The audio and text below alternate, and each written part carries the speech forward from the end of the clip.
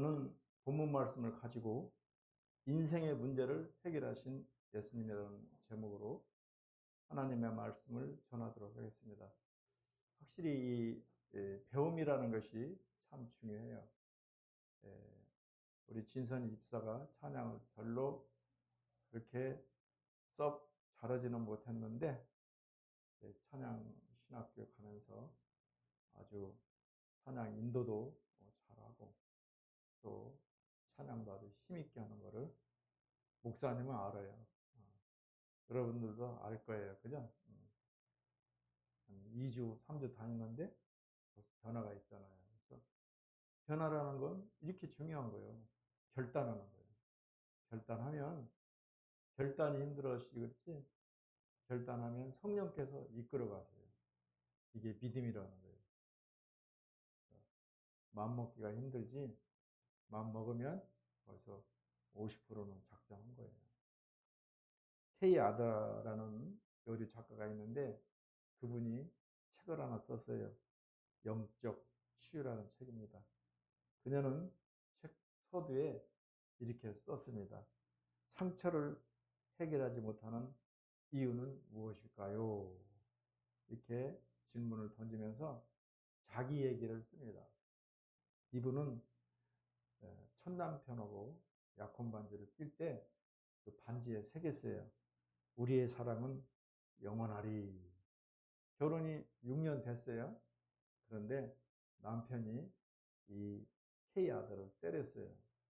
때리니까 코에서 피가 내리면서 입술로 흐르는 것을 느꼈어요.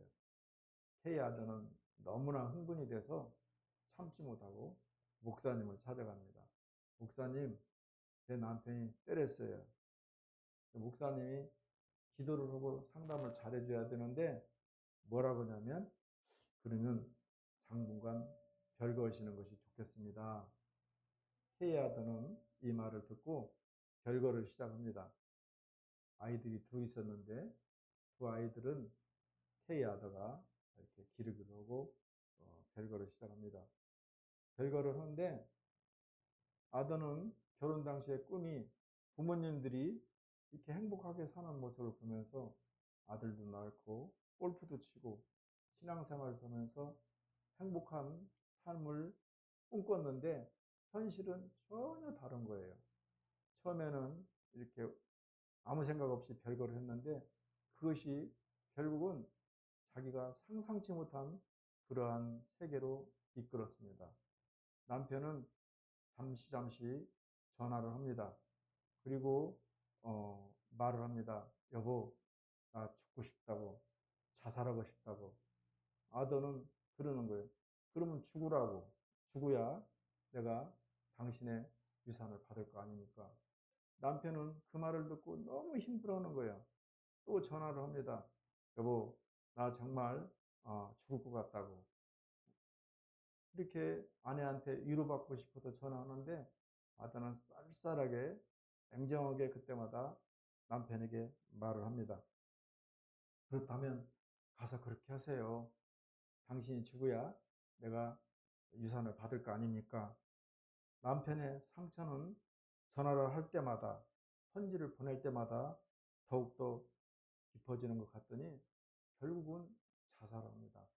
우리는 말을 잘해야 돼요. 우리가 얼마 전에 결세한 송대관 씨, 쨍하고 했던 날 돌아온단다 하더만 송대관 씨는 그 노래로 1980년도에 대상을 탑니다. 우리가 잘 아는 그 가을의 남자, 그분은 낙엽 따라 그 노래를 부르면서 결국 가을에 쓸쓸하게 죽습니다. 또 한 모 가수는 외로운 산장에 그 노래를 부르면서 결국은 그 노래대로 외로운 산장에서 쓸쓸하게 살다가 죽습니다.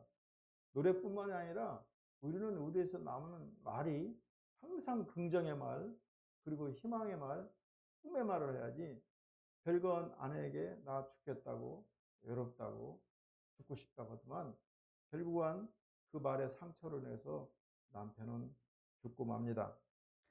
아내에게 받은 상처로 인생을 자살로 마감한 것입니다.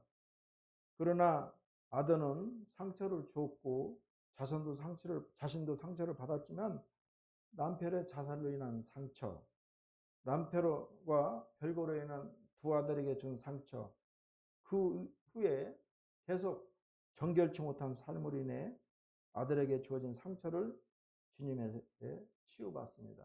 어떻게 치유받았느냐? 그분은 성경을 읽고 성경 말씀을 암송하고 그러면서 자신이 영적 치유를 받았다고 자기가 쓴 책에 기록하고 있습니다.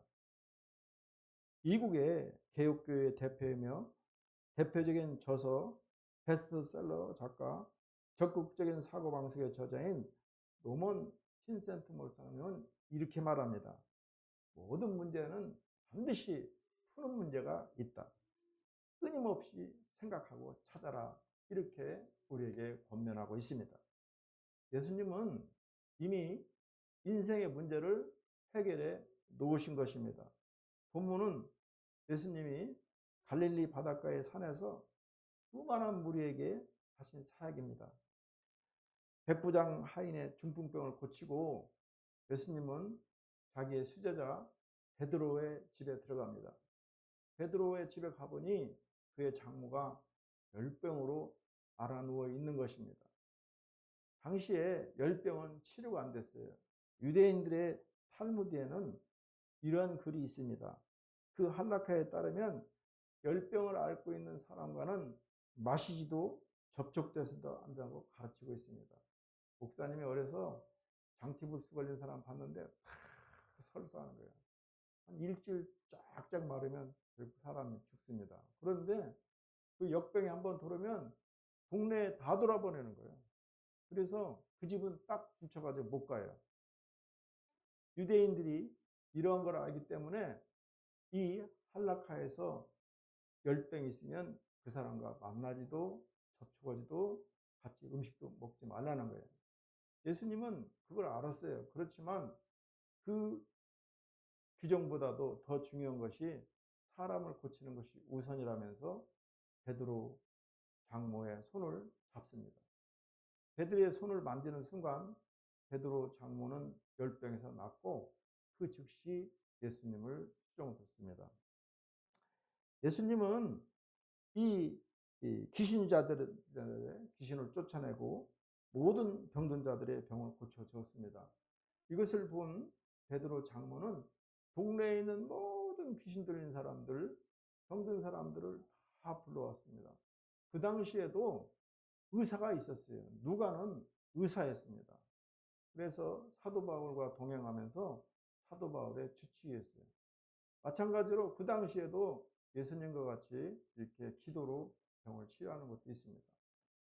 병치료의 사역은 우선적으로 기도로 낫지만 또 보조적으로 우리가 음식을 가려 먹어야 돼요. 목사님이 이제 이른을 살아보니까 먹는 것이 참 중요해요.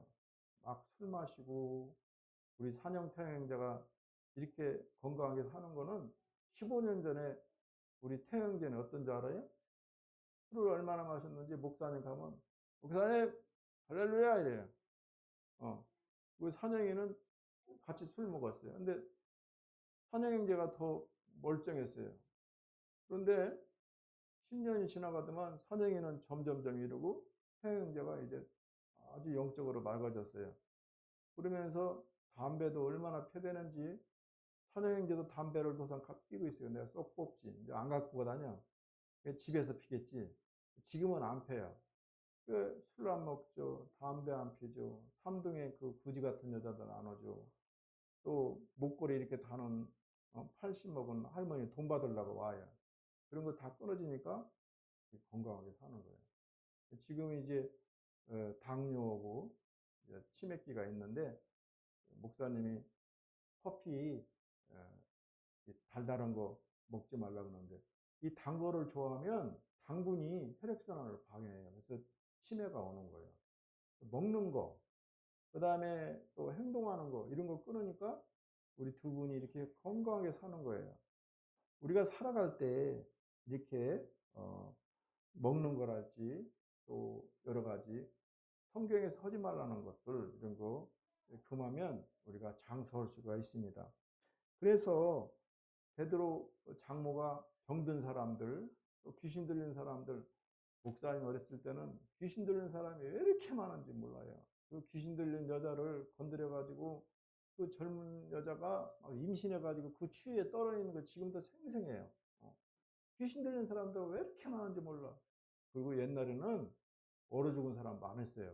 잠잘 때 소주 한 병 딱 따고 집세기에서 그냥 자는 거예요. 그러다 죽는 사람 많은데 그럼 그대로 이제 던져 놓는 거예요. 그 귀신 들린 사람 또 막 가난하기는 얼마나 가난해요. 목사님 어려서는 코가 많이 나왔어요. 코가 이렇게 쭉 나오잖아요. 그럼 뭐 이게 쭉 들어가. 그것도 쭉 나오면 언뜻 들어가. 이게 코가 있으니까 여기다 손수건을 달고 다녔어요. 코 닦으라고. 그리고 머리 도장밥. 이렇게 도장밥도 있어요. 이게 못 먹으니까 폐가 나빠서 그러는 거예요. 그리고 머리에 얼마나 많은지 여자들도 막 턱해가 보여. 진짜라니까. 그리고 군대 갔는데 팬티에 막 이가 너무나 입지를 못해. 그래서 던지면 톡톡톡톡톡 그래요. 그렇게 우리나라가 어려웠어요. 그런데 우리가 70년대 예수를 믿으면서 우리나라가 점점점 변하기 시작했어요. 정말 그때는 철야를 해도 12시에 죽을 먹어요.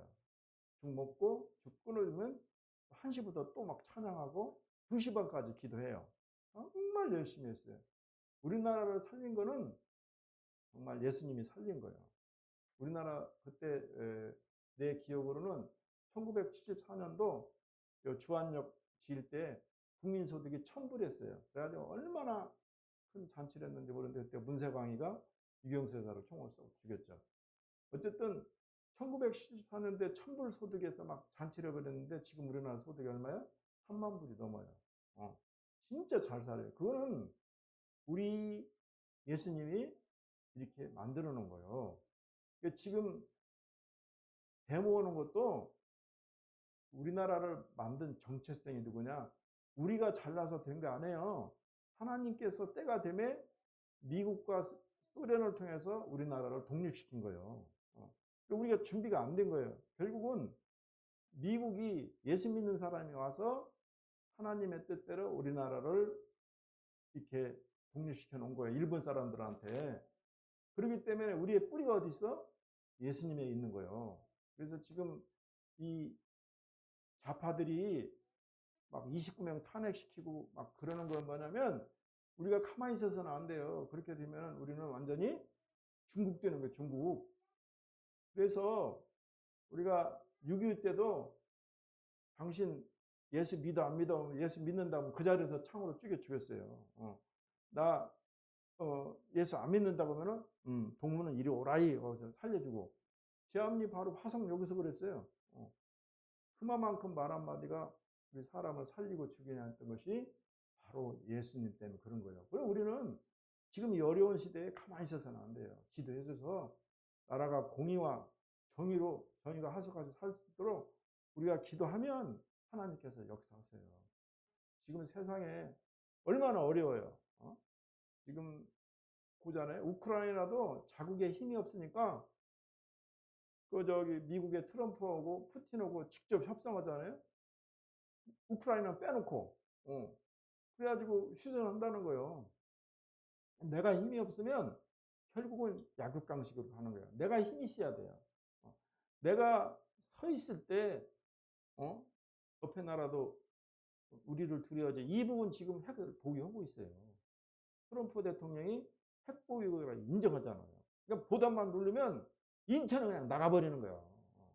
지금부터 70년도에 1945년 7월 14일 날 나가사키와 히로시마에 원폭이 터져 나라가 다 날아갔는데 지금은 이게 개발이 돼가지고 감당을 못해요. 감당. 평양에서 이게 눌러버리면 서울은 그냥 순식간에 불받아지는 이렇게 어려운 시대에 우리가 살고 있는 거예요. 우리 정신 바짝 차려야지 그냥 하다 보면 세상에 중국 사람들한테 29가지의 특혜를 주는 거예요. 중국 사람들한테 투표권을 줘요. 말이 되는 소리야? 중국 사람들한테 혼자 살면 요양원 혜택을 줘요. 중국 사람들에게 먹을 것이 없으면 쌀을 지원해 줘요. 이거 말도 안 되는 얘기야.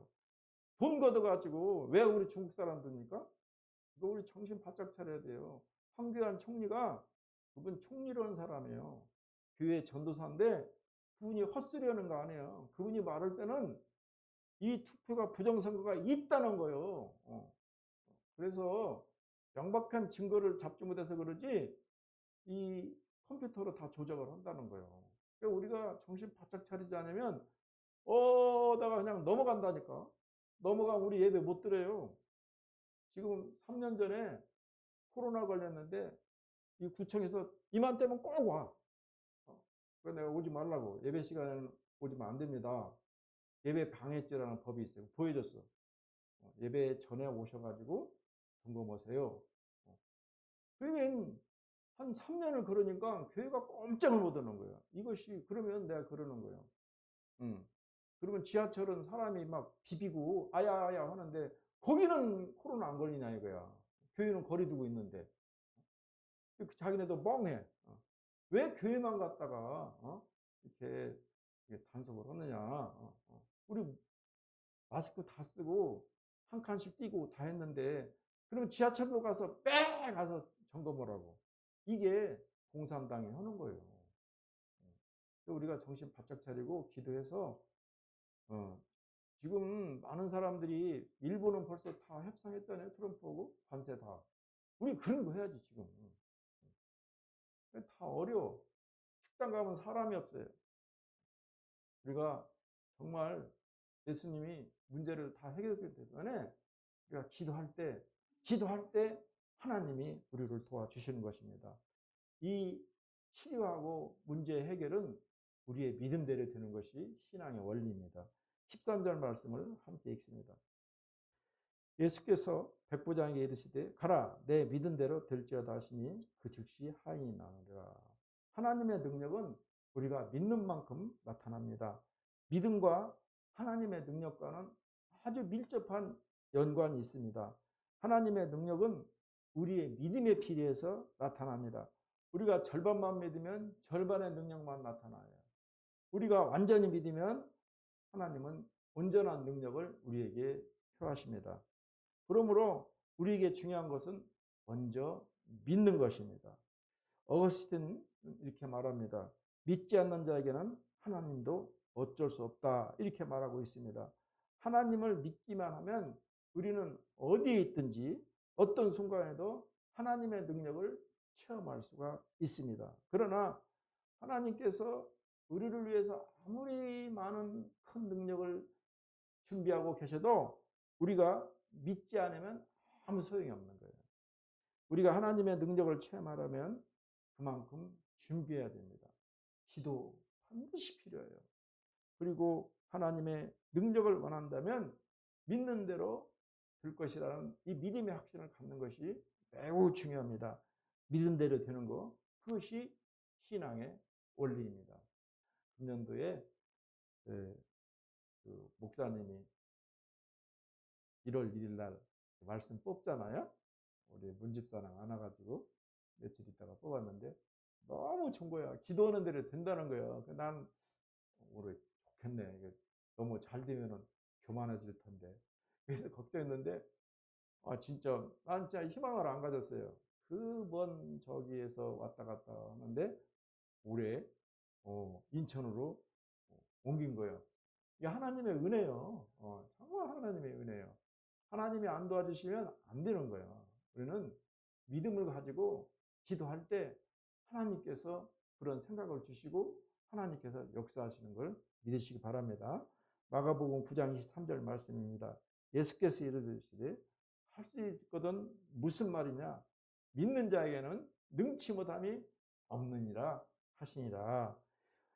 우리들도 예수께서 인생의 문제를 해결하셨음을 믿고 그리고 믿음대로 기도하기를 주의 이름으로 축원합니다. 다음으로 인생에 문제가 있을 때 절대 절망하거나 포기해서는 안 됩니다. 우리가 포기할 때 내 앞길 구만리같이 깜깜하고 정말 앞에 보이지 않지만 그러나 우리가 꿈을 가지고 나아가면 그 꿈을 세웠을 때 성령께서 이루시는 거예요.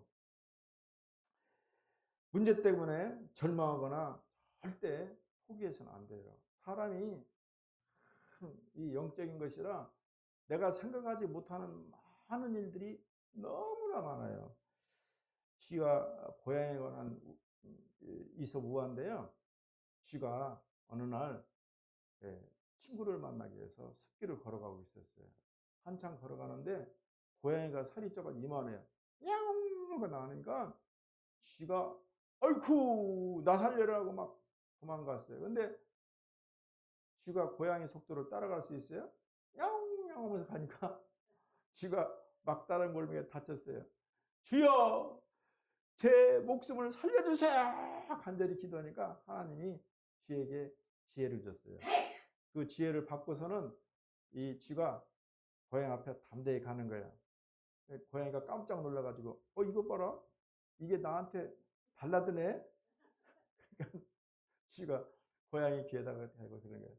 고양이님 저는 사실은 쥐약 먹은 쥐예요. 그러니까 고양이가 깜짝 놀라가지고 너 쥐약 먹었어? 그러고서는 안 먹더라는 거야. 우리가 아무리 어려운 위기를 닥쳤을 때도 우리가 기도하면 하나님께서 지혜를 주세요. 누구든지 지혜가 부족한 자가 있느냐? 꾸짖지 않고 후이지시는 하나님께 구하라. 왜? 그 고난의 문제를 해결하기 위해서 하나님께 지혜를 주신다는 거예요. 그러므로 우리는 낙심하고 포기하고 자살해서는 안 되는 거예요. 하나님의 방법은 무궁무진히 있어요. 그러므로 우리가 살아가다가 어려운 일을 많이 겪죠. 그럴 때일수록 기도하고 나와서 무릎으로 하나님께 기도하면 하나님께서 우리의 삶을 열어주십니다. 다음으로 믿음으로 기도하기 바랍니다. 초대교회 성도들은 갑작스러운 문제가 닥쳤을 때 해결자들은 예수님께 나아가서 기도했습니다. 주님은 우리의 인간적인 약점들을 영원히 짊어지셨습니다. 우리 17절 말씀을 함께 읽습니다. 이는 선지자 이사야를 통하여 하신 말씀에 우리의 연약한 것들을 친히 담당하시고 병을 짊어지셨도다 함을 이루려 하심이더라. 마태는 이사야에서 53장 4절 말씀을 인용해서 그 예언이 성취되고 있음을 증언합니다. 예수님은 못쓰게 된 우리 인간들을 하나님께서 처음 상태로 복원시키기 위해서 이 땅에 오셨다고 말하고 있는 것입니다. 그리고 그 복원 방법은 바로 우리의 약한 것들을 친히 그 몸으로 담당하시는 것이었습니다.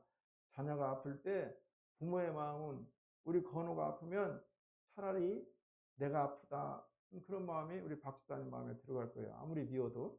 또 건우가 더 아프고 더 심하게 아프면 차라리 내가 더 아팠으면 하는 그런 마음이 더 간절할 거예요. 예수님도 마찬가지예요. 우리가 어려움을 당하고 환난과 공고를 할 때 우리 주님께서는 차라리 당신이 우리의 아픔을 당하겠다고 말씀을 하고 있습니다. 예수님은 우리의 마편으로서 우리의 약점을 십자가에서 우리를 위해 대신 지신 분입니다. 우리를 위한 속죄제물로 단번에 드림으로써 영원한 우리의 중보자가 된 것입니다. 보혜사라는 것은 중보자 그리고 돕는 사람이라는 뜻입니다. 그러므로 우리는 주님께 나와 기도할 때 보혜사 되신 우리 성령께서 우리를 위해 중보하시고 우리의 병을 치료하는 것입니다. 예수님은 우리의 약점을 알고 계세요. 그런데 우리가 겸손하게 나와서 무릎 꿇지 아니하고 의사를 의지한다거나 사람을 의지한다거나 돈을 의지할 때 하나님께서는 역사하지 않으십니다. 주님은 지금 이 순간에도 하나님 아버지께 우리를 위한 용서와 긍휼을 구하는 중보의 간구를 하고 계십니다. 그러기에 우리는 예수 그리스도 안에서 결코 정죄당하지 않습니다. 주님은 오늘도 이렇게 간구하고 있습니다.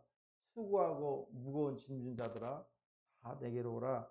내가 너희를 쉬게 하리라고 순간순간 우리에게 말하고 있습니다. 우리에게서 발견되는 인간적인 한계나 약점들은 정죄의 대상이 아닙니다. 오히려 주님께 더 가까이 나가게 만드는 요소임을 우리는 깨달아야 됩니다. 나 자신을 의뢰하지 않고 오직 그리스도의 은혜만을 의뢰하게만은 요인입니다. 그리고 회개하게 만드는 주제가 되는 것입니다. 자신보다 예수를 자랑하게 만드는 신앙의 교사가 바로 나의 약점이며 내가 부족한 점입니다. 이사야서 53장 5절 말씀입니다. 그가 찔림은 우리의 허물 때문이요 그가 상함은 우리의 죄악 때문이라. 그가 징계를 받음으로 우리는 평안을 누리고 그가 채찍을 맞음으로 우리는 나음을 입었도다. 찰스 알렌 목사님이 이러한 책을 썼습니다. 심령의 치료자 하나님이라는 책에 나오는 내용인데요. 대기업 사장이 업무로 인해서 아주 스트레스를 많이 받았습니다. 치료를 받는데 담당 의사가 잘 낫지 않으니까 이 알렌 목사님 한번 찾아가 보세요. 그래서 이분이 알렌 목사님을 찾아와 상담을 받습니다. 목사님, 제가 이 정신병 치료로 스트레스로 병원에서 치료받는데 담당 주치의가 목사님 상담을 하러 왔습니다. 알렌 목사님은 이분에게 이렇게 말하는 거예요. 내가 당신에게 처방을 해줄 테니까 당신은 그걸 중단해서는 안 됩니다. 그리고 일주일간 꾸준히 계속 해야 됩니다. 그러면서 하루에 5번씩 아침에 일어나서 먹고 아침 전에 먹고 점심에 먹고 저녁에 먹고 자기 전에 먹는데 이거를 한 번도 놓쳐서는 안 됩니다. 그리고 일주일간 꾸준히 해야 됩니다. 이렇게 처방을 하고 그 처방전을 주더라는 거예요. 스트레스를 받은 사장님은 그걸 처방전을 가지고 집에서 열어봤더니 시편 23편이었습니다. 자기가 너무나 영적으로 괴롭고 정신적으로 힘들어서 치료하겠다는 마음을 갖고 그 시편 23편을 자고 일어나면 읽습니다. 여호와는 나의 목자시니 내가 부족함이 없으리로다. 그가 나를 푸른 초장에 누이시며 쉴만한 물가로 인도하시는도다. 내 영혼을 소생시키시며 자기 의를 위하여 의의 길로 인도하시는도다. 내가 사망의 음침한 골짜기로 다닐지라도 해를 두려워하지 않을 것은 주께서 나의 지팡이가 되시나이다 하면서 그 시편을 자고 일어나면 있고 아침 먹기 전에 있고 점심 식사 전에 있고 저녁에 식사 전에 있고 자기 전에 있고 그렇게 하기를 일주일 동안 한 거예요. 그런데 참 이상한 거는 일주일이 지나고 나니까 자기도 모르는 사이에 마음에 평안이 오고 스르르르 잠이 오더라는 거예요. 말씀 속에는 치유와 능력이 있습니다. 목사님도 얼마나 고민이 많겠어요. 잠을 못 자요. 머리가 하얘요. 교회가 언제나 이렇게 반듯하게 될까? 또 재정 문제는 어떻게 해결이 될까? 누가 그런 문제를 알겠어요? 이 문제, 저 문제, 사역자는 언제 나올까? 목사님이 사역자 때문에 하도 기도하니까 목사님 잘 아는 목사님이 이제 전도 목사님을 보내준대. 어쨌든 이렇게 고민이 많을 때 말씀을 암송하고 마음송을 읽으면 마음에 평강이 오고 잠이 옵니다. 하나님께서는 사랑하는 자에게 잠을 주시는 것입니다. 그러므로 우리가 말씀을 암송하고 말씀을 읊조리는 것은 정말 우리가 치유하는데 매우 중요합니다. 우리들도 감당하기 어려운 문제가 발생할 때 해결자들은 예수님께 나와서 간절히 기도하고 말씀과 성령의 치유가 임하기를 주여 축복합니다. 믿음으로 기도하면 예수께서 치료해 주십니다. 문제가 있을 때 낙심하고 절망하지 말고 예수께 나와 기도하면 하나님께서 우리의 기도를 들으시고 반드시 치유의 역사를 바라십니다. 말씀을 정리하겠습니다. 먼저 예수님께서 우리의 모든 인생의 문제를 이미 해결해 놓았습니다. 둘째, 어렵고 힘든 문제가 있을 때 낙심하지 마세요. 포기하지 마세요. 그리고 믿음으로 나와 기도하면 성령께서 반드시 치료해 주십니다. 우리들도 문제가 있을 때 예수님께 나와 믿음으로 기도하면 문제가 해결되는 은혜가 임하기를 주의 이름으로 축원합니다. 그러한 은혜가 임하기를 주의 이름으로 축복합니다. 기도합니다. 하나님 감사합니다. 3월이 지나가고 있습니다. 하나님 금년도에 많은 또 어려운 문제들이 있습니다. 이것 때문에 하나님 포기하고 문제 때문에 무릎 꿇지 않게 해 주시옵소서. 하나님, 우리가 해결했을 때 주님께 나와 기도하고 성령의 도우심을 간구할 때 문제 해결자 되신 우리 주님께서 해결해 줄 믿습니다.